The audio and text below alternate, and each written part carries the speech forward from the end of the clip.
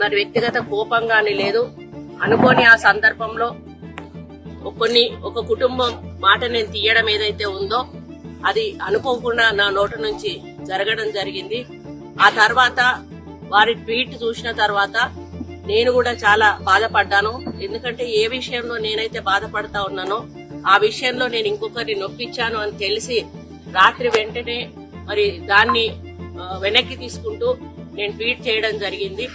కాబట్టి నాకు జరిగిన అవమానం, నేను పడ్డ బాధ ఇంకొకరు పడకూడదు అనేటువంటి ఒక ఆలోచనతోటి నేను బేషరతుగా దాన్ని వెనక్కి తీసుకోవడం జరిగింది.